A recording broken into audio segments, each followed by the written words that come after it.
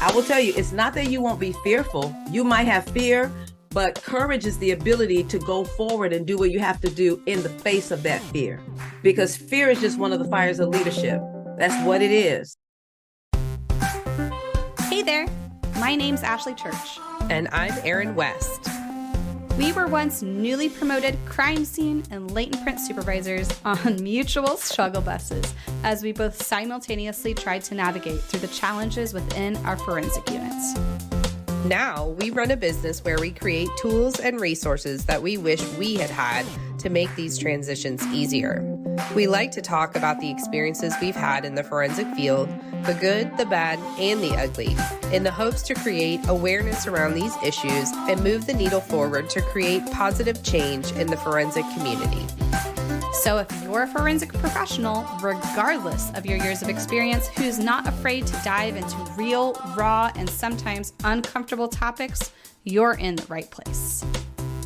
This is the Forensics Unfiltered podcast. Hey, welcome to Forensics Unfiltered with Gap Science, the podcast where we dive deep into taboo topics within the world of forensic science. I'm Ashley, one of your co-hosts, and today we have something extra special just for you. Over the next 6 episodes, we're giving you an exclusive peek into the 2023 Forensic Supervisor Success Summit. Normally, you'd need to snag the all-access pass priced at $197 to hear these incredible interviews and presentations. There's 28 in total, but we are getting so pumped about the 2024 Forensic Supervisor Success Summit that we're sharing 6 interviews from last year's summit with you here on the podcast for free. And guess what? If you don't want to miss out on free tickets to the 2024 summit, make sure to sign up for the VIP waitlist. You'll be the first to know when tickets become available. But that's not all. If you want access to past virtual summits, a whole library of webinars, and exclusive e-courses, join our membership, The Vault, for just $29 a month. It's your all-access pass to everything you need to stay ahead in the forensic field. And of course, I will be including all of the links in our show notes. Now, let's jump into the first episode of this special series. Today, we're featuring no-nonsense rules for conflict management with Coach Lisa. Coach Lisa is the CEO and visionary behind No Nonsense Training Solutions, a powerhouse in providing unique and effective training strategies. For over 15 years, they've been delivering outstanding results to law enforcement, corrections, government municipalities, corporate entities, and nonprofits. Their training courses, focused on leadership and organizational development, have helped countless organizations improve productivity and foster long-term success. So, without further ado, let's dive into Coach Lisa's no-nonsense approach to conflict management. Get ready for some practical, actionable advice that you can start using today. Before we start this episode, our guests would like to share a disclaimer that the opinions shared are their own and not representative of their current or past employment. Now sit back, relax, and enjoy. Hi guys, this is Erin West with Gap Science. Thank you guys so much for coming back to the 2023 Forensic Supervisor Success Summit. We are so excited to have you here yet again for this virtual conference. And I am so thrilled to introduce you guys to Coach Lisa Gilbert from No Nonsense Training Solutions. I went to a class of hers recently, and she is amazing. So excited to have her as part of the summit. And if you guys love the Gap Science classes, you will also love her leadership classes. And we're going to talk a little bit more about those in just a bit. But Coach Lisa, thank you so much for being here with us today. So, Hi, Miss Erin. How are you? Hi. So before we dive into the topic at hand, obviously the theme of the summit this year is all about communication skills and conflict resolution. So we're going to dive right into those topics. But before we do that, we're going to give Coach Lisa a chance to talk to you guys a little bit about her background and kind of how she came to be here with us today. Wow. Well, thank you again, Erin. I am so excited to be with you all. And this is going to be a great conference. When Erin first reached out to me and she talked about what the subject title was going to be, I'm like, oh, that's like so down my alley, especially the conflict piece. I'm one of those people, I love conflict. I know that doesn't sound right, but I do. But the thing is to help people through it. So I'm so excited to be here. A bit about my background. I am a psychology major from the Florida State University. So my degree is in psychology. I'm also DISC certified, EQ certified. I'm an anger management specialist, and I do things with driving forces, job benchmarking, just a whole lot of things behind it. I'm also ITW certified because I'm a public safety consultant. So a lot of my clients are law enforcement, corrections, fires, on the sworn and civilian side. And I'm just really happy to be here today and to help you all as leaders to do what you do better. That's what I'm here to do. Mm-hmm. Yay. We are so excited to have you here. And you guys heard her mention being DISC certified. You know, we love the DISC test here at GAP Science. So, so she's a DISC administrator. If you guys need DISC tests for your people, you can reach out to her. So, all right. So we're going to talk a little bit about conflict and handling conflict today. And in your professional opinion, how important do you think it is that the leaders in our professional areas, how important is it for them to be able to handle conflict appropriately? Well, Erin, I've noticed like since before COVID, but even now more so, seems like after COVID, a lot of things started happening with people, and it seems like conflict really ramped up. And the reactions to it really became a little bit concerning to me, especially from a professional place. So it became really important for me as I'm developing leaders to help them understand how to actually navigate those conversations, how to manage the conversation, and how not to get drawn in the wrong way. So it is so important to be able to handle it in a constructive way and not lose yourself as a leader, not lose control of the conversation, because that's what happens a lot of times. So it's very important. It will help you even increase your reputation, credibility, and everything else when you know how to handle conflict in a constructive way. Absolutely. Mm-hmm. I love that. And something that we see very commonly in our courses and when working with leaders is we find that there are a lot of leaders that are avoidant of handling conflict. It's not something that they enjoy doing, and sometimes they avoid addressing issues that really need to be addressed. Do you think that avoiding conflicts or even waiting too long to address conflicts can have impact on obviously the leader, their career, the team, that kind of thing? Oh, absolutely. And you said something that's very true. And in my leadership classes, I even put that as one of the, what's your challenge as a leader? And the question is, I don't like conflict, so I avoid it. And I can understand that because it can get kind of tough because conflict is normally seen as a negative. It's a fight. It's like, oh, here we go again, that kind of thing. However, it can be detrimental to a department. It can be detrimental to a team when it's just avoided, because in reality, it's not going anywhere, right? It's being talked about somewhere. It's being pushed down maybe, but the danger to a leader, and I've seen this happen so many times. So we may not talk about it here, but we're talking about it outside, and then the higher ups start hearing it. Did you hear what I just said? Erin, did you hear what I just said to you? So now the higher ups start hearing it, and now they come in and there's a whole problem. So it can be detrimental. It causes divisions. It causes silos. It causes gossip. It causes all this next level chaos. It causes people to begin to be able to sabotage. It just gets totally out of control. And then this is the animosity among the team and the level of distrust. So now we're not sharing information, or we're not talking to each other.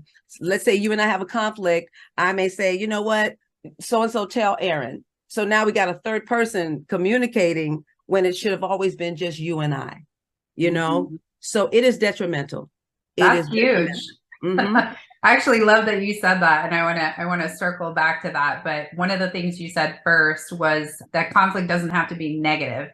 So in what ways, I mean, obviously, I think we do commonly associate conflict with negativity, but conflict can be productive for your team as well, too. Would you agree with that? Oh, absolutely. The thing about conflict, when you know how to see it, let me say it this way. The negativity of conflict has always been how we've experienced it. So it's always been a negative. It's always been that. But when conflict shows up, for me, the positive about conflict is that it shows me, wait, there's a problem. Let's look at it. Wait, maybe there's something we need to see again. Actually, it can produce a way for us to overcome some obstacles that we've never overcome before. And if we know how to sit down and speak to the issue and not about the people in the issue, then it becomes much more productive. Mm-hmm. So as a leader of a team, at what point do we know that something has risen to a level where we really do have to address it? Like we have to step in and deal with that. And how do we do that without getting triggered ourselves? Well, what I've noticed, and I know with leaders that will step into it when they don't, they always know something is happening. They may choose not to do anything. So when I start noticing that people are disconnected and they weren't normally disconnected, that may be one. Or I start hearing the rumblings or the gossip, little things start picking up. That's when I need to pull everybody together and say, okay, everybody, hey, what's going on? Let's talk about it. Or maybe just two people. It may not be the whole team, but the key is to be willing to step into it and not allow myself to get triggered. Now, I want to talk about that triggered piece, because it can be very hard for a leader when we are considered the source of the conflict, meaning I have to talk to somebody because they're not performing well. It's called a crucial conversation. A crucial conversation is when it's probably going to be very emotional, right? The opinions about it are going to be different. They think they're doing wonderful. I think they're doing horrible, right? And there's a lot on the line. So I've stepped into this, and it can be very uncomfortable when I have to correct. And that's the big thing for a lot of leaders. But I have learned, and I want to put this in front of you, that as a leader, you have to be able to navigate the conflict. But what we tended to do, or what I've seen us do, is we make conflict personal. Does that make sense? Mm-hmm. So we make it personal. We think it's about the person's personality. We just think they're just crazy. Coach Lisa, they're just crazy, just crazy. And they're crazy. Everybody knows they're crazy. See that kind of stuff, right? Or they're hard to get along with. That's where we begin. Or we put it on their competence or their ability to do. So we may just, label them some kind of negative label that doesn't serve to push the conversation forward. So what I talk about in all my classes, and I think I talked about it in the women's class, and I talk about it in every class from executive, command staff, all the way down. This is how you handle conflict. It's called professionalizing conflict. Professionalize it. So as opposed to me seeing it as an issue with the person or their competence or their personality, I got to keep it at the issue. The issue is we don't have agreement about how they're working, right? Or the issue is something else, but it's keeping my focus there. So the mindset I have to have is, this is not personal for me, even though it feels personal. I have to recognize there's a breakdown in the team. And my job as the leader, your job as the leader, is to rebuild that connection, all right? And then I have to make sure that I do it from a team perspective. I want to help this person. So I've learned that the solution to conflict is agreement. The solution to conflict is agreement. Might want to write that down. Write that down. The solution to conflict is agreement. And the question is, where do I need agreement? And so 4 areas we speak to. You will always find conflict in one of these 4 areas. And leaders, if you speak to that, then you begin to navigate it and control it very differently. All right. We're taking a quick break to shout out our amazing sponsor, Justice Tracks by Versaterm. They've been our top sponsor of the Forensic Supervisor Success Summit for the past 2 years, making it possible to deliver all of this fantastic content to you for free. Justice Tracks by Versaterm has been providing top-notch laboratory information management solutions to forensic laboratories since 1995. Based in sunny Mesa, Arizona, they serve some of the most sophisticated law enforcement agencies and crime laboratories across the globe, from North America and South America to Europe, Australia, and even the Middle East. All of their software solutions, this includes LIMS Plus, LIMS Plus DNA, LIMS Plus Portal, Chain Links, and more, are designed by experienced forensic scientists and built by top-notch computer engineers. With nearly 200 forensic operations using their software on 6 continents, you know you're in good hands. And here's something cool. Justice Tracks is constantly enhancing their applications with feedback from thousands of criminalists who use them daily. Plus, as a Microsoft certified partner, they use their latest technologies to develop applications that make a real difference. So, a big thank you to Justice Tracks by Versaterm for their support. If you're looking for a trusted partner in forensic software solutions, check out Justice Tracks. They're making a world of difference in the forensic community. Now, let's get back to our episode. So the first area you want to speak to, you got to find the solution. The solution to conflict is agreement. You want to speak to the goal right there. We got to get agreement on the goal. It doesn't mean they have to like the goal. It doesn't mean they have to just agree to the goal. The goal is, what do we want to get done? So when you get agreement on the goal, then you've resolved the issue. But you may say, wait, Coach Lisa, the goal is not the issue. They know what it is. Okay.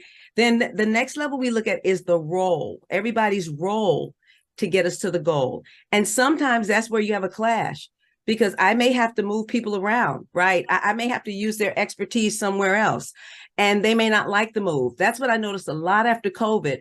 When a lot of people didn't want to come back to work, or a lot of people changed jobs, the roles began to change.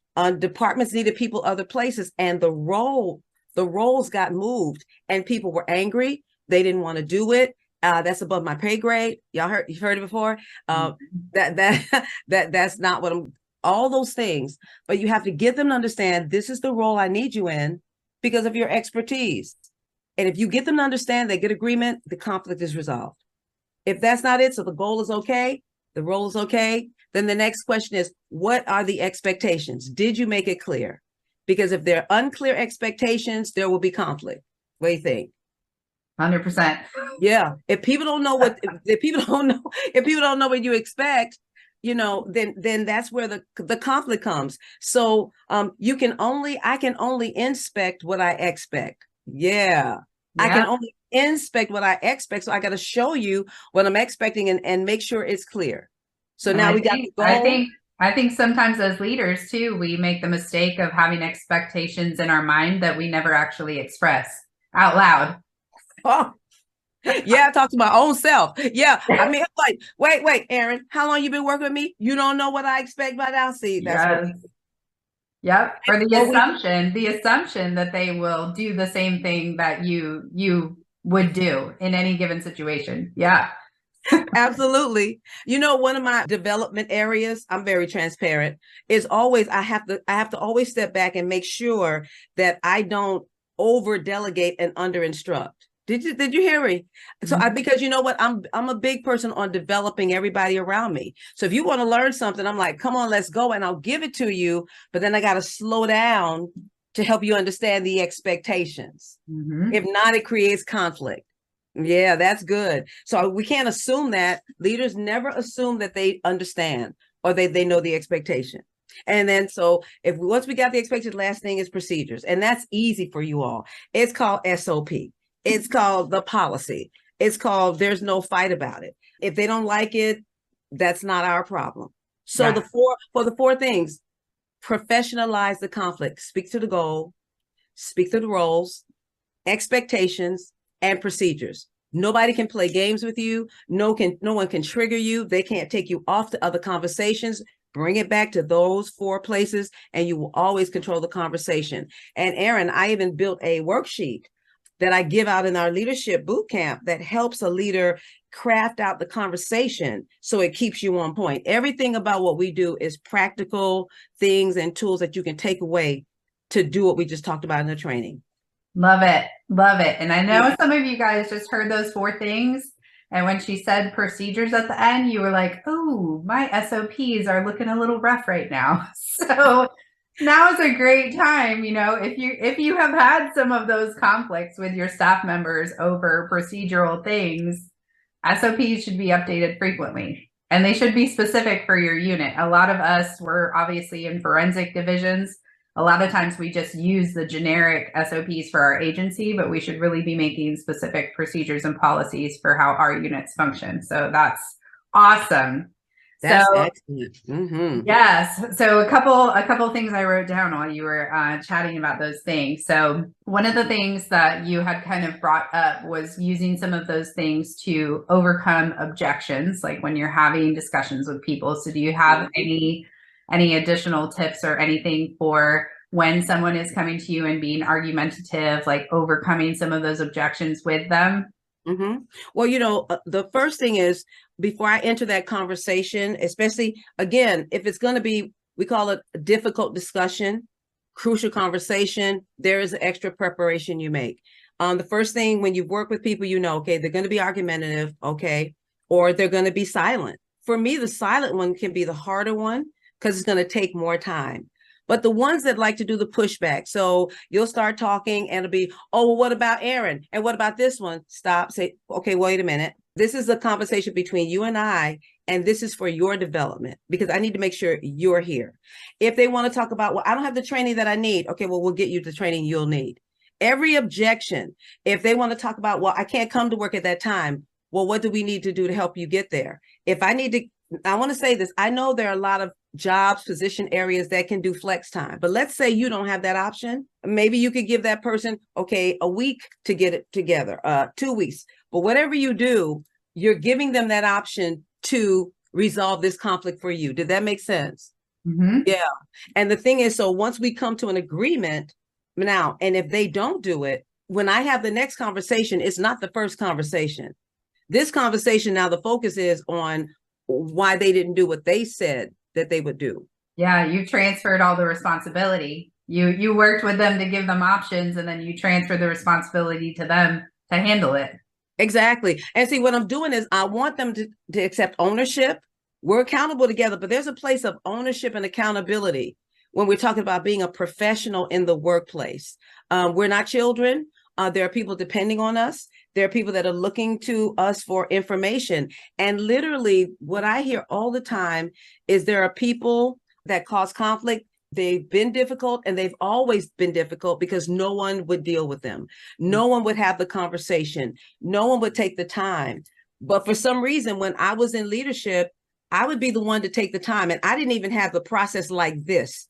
I just knew this is something I had to do.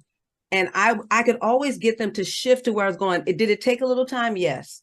But the outcome is for me to get them on board because I have to remember I told us in leadership class, as a leader, everybody's watching everything you do and everything you don't do. Remember that. Mm-hmm.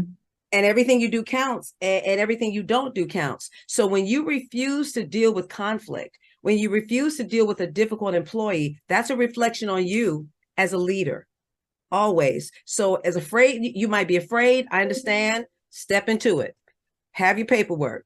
You may not like it. You might have to work with somebody and practice it the night before, but never, ever, ever let an employee think that they can just take over your department like that. Mm-hmm. Never do that. Mm-hmm. Yeah. And I think as the leader of your unit, we have a responsibility to all the people of our unit. And by neglecting that one person and not dealing with that one person, we're letting that force be destructive to everybody instead of taking care of everyone by dealing with the one person that has to be dealt with. Absolutely. And you know what? And think about how that begins to set a toxic field. So all the other 9 people in my unit, they're working and they do what they do, but it's this one person always complaining, always a problem, and everybody knows it. Everybody knows it. Or they start triggering other people. But then you got to really get concerned when your most positive people now become negative and begin the conflict. See, that's when it's sat too long. You've allowed it way too long. Yeah. Mm-hmm. And this is, I feel like, a great place to circle back to one of the things you said earlier is having these conversations directly and face to face, and also with the person they need to be had with and not with additional people in there. So obviously you think that has an impact on resolving the conflict as well. Well, I'm going to speak to 2 things in that. When I first have a conversation with someone, I'm really doing it from a good faith place, thinking, okay, I just need to see where it is. And so it's going to be goals, roles, expectation, procedures. However, if this person is known to be manipulative, we work with them. If they're known to be manipulative, if they are a sabotager, if I believe or if I know for a fact that they will undercut and do things like that, then there's a whole different strategy I have to take. And I have told people in class, and I've used it myself. So let's say it's an individual I'm bringing in, and I know they are, and I'm going to use the word toxic. Toxic means they are dangerous. Their behavior, not them, but their behavior is dangerous to the team. Well, what does that mean? They're negative. They will sabotage. I say that. They manipulate people. They take things out of the department, and they're 90% to 95% not true. And they stir the pot. They stir the pot. And then they become the victim right there. And see, I have to be careful because the victim thing is a trigger for me. When people are negative, angry, disrespectful, demeaning, but then you want to be the victim. That is where I really have to temper myself as a leader. In that situation, especially if I know that they're, we say coming for me, if you will. I had someone say a long time ago that I was the fourth or fifth manager, and somebody else would be coming after me, meaning I wasn't going to be there long. Erin. I was like, oh, really? But they had that kind of control in the department, and it was really disconcerting. So with that person, I always recommend have a third party. But the third party, I need to explain their presence. They could be another supervisor. Yeah. They could be another manager, not in the department, but someone I trust. And I will explain that person's presence in the room. I would not necessarily bring a higher up unless the higher up wanted to bring there. And I would say, well, you know what? I have Erin sitting here with me just to make sure that I don't get out of line with you, because that's not my intent. You see what I just did? Mm-hmm. I am purposefully disarming them, the person, so that now they'll probably drop their guard. Because I want to know, Erin, after that meeting is over, did you see what I just saw? Yeah. Did that make sense? Yeah. And that's also a protection for me, because I could say one thing to you and then they leave, they go out and they say, I attacked them. They say I'm making a hostile work environment. They say I said something racial to them. Did you see? That's the environment we're in right now. Erin, I don't sugarcoat stuff. I just don't. But that's the environment that we're in. And so a lot of narratives get spun and they get turned, and people want to run with these things. And they can actually hurt a leader's career when the leader was literally, or the supervisor was only trying to get everybody on board to do their job. And I know that is like 10 out of 10 times why people won't step into conflict, because it's about self-protection. It's about, I don't want to get sued. It's about, I don't want a problem. It's about, I don't want a discrimination complaint. But let me tell you something. If you speak to the goals, the roles, the expectation, and the procedures, no one can play cards with you. And I will say that to anybody. There's no card game playing, because the goal, role, expectation, procedures is part of your job description. Come on now. That's some good nuggets, guys. Those are some good nuggets. Mm-hmm. Absolutely. All right. So before we log off for the day, they've got some great takeaways here. Do you have any last tips that you want to give our leaders that are tuning in here as far as just dealing with conflict on their team? I would tell all of you, the fact that you came onto this conference already sets you apart from a whole lot of leaders, and I always love leaders that will invest in themselves, that will take time to learn on their own. And what Erin and Gap Science have done here, they have provided a resource for you that you probably can't get anywhere else. So I will tell you, keep developing yourself as a leader. Never, ever shy away from conflict. And, I will also say conflict can also come and just in the communication piece. Another no nonsense wisdom truth we say in our classes, you got to ask the right question to get the right answer. Yeah, because see, there's some people that know how to play head games with you. So attending this conference, just learn how to communicate. Be more open with the communication. Learn how to ask those open-ended questions. And when you handle conflict, remember goals, roles, expectation, procedures. Another thing I need you to remember too is never ever engage in a conflict situation when you are angry. Did you hear me? Did you hear what I said? Did you listen? Because when you do, then you can be triggered. And then all of a sudden you're in a reactionary mode. And when you're reactionary, you probably say things that you meant at that moment, but now you wish you hadn't said it. Yeah. So never, ever engage that. Can I tell you, the best response sometimes is a no response for that moment, but you select the time to speak to it, but don't wait too long. And if you need a person to coach you through that, there are coaches to help you. I can help you. Just set up the time and the way to get you to confidently step into it. I will tell you, it's not that you won't be fearful. You might have fear, but courage is the ability to go forward and do what you have to do in the face of that fear. Because fear is just one of the fires of leadership. That's what it is. And it'll try to stop you. So always speak to the goals, roles, expectation, procedures. It's called professionalizing the conflict conversation. Mm-hmm. Amazing. Mic drop. I love it. Yes.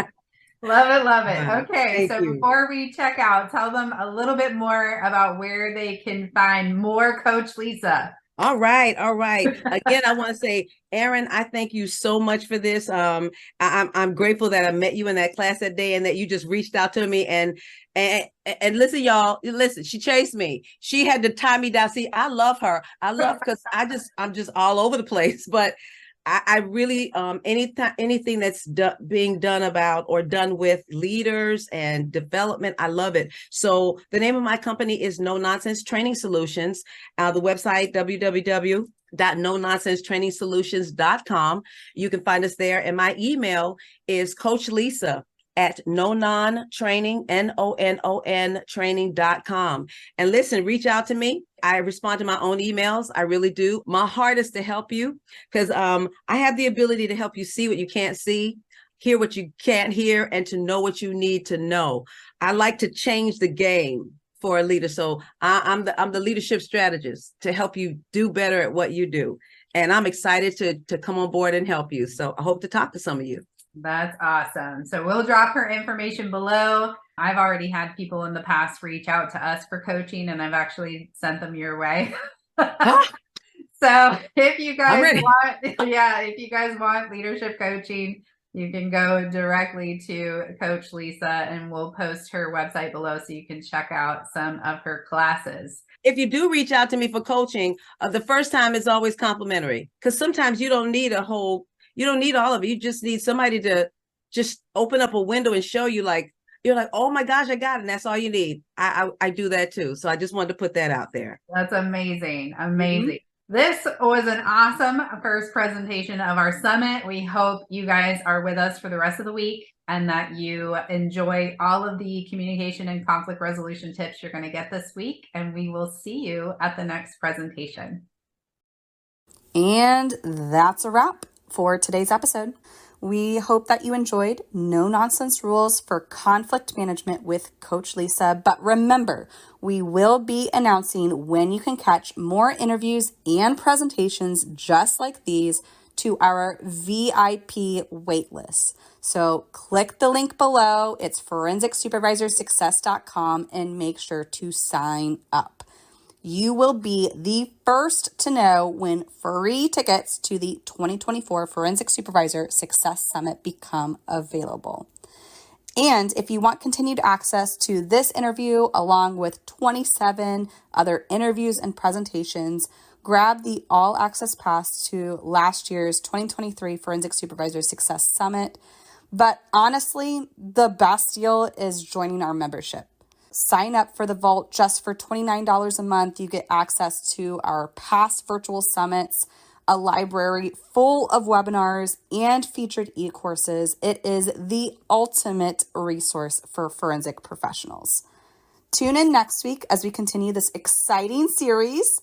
Our next episode is Bridging Communication Gaps in Blended Teams. So this is like sworn and civilian teams with Josh Mott. You won't want to miss it. Thanks again for listening to Forensics Unfiltered with Gap Science. We hope you have a happy and safe 4th of July. Thank you so much for being here and listening to Forensics Unfiltered.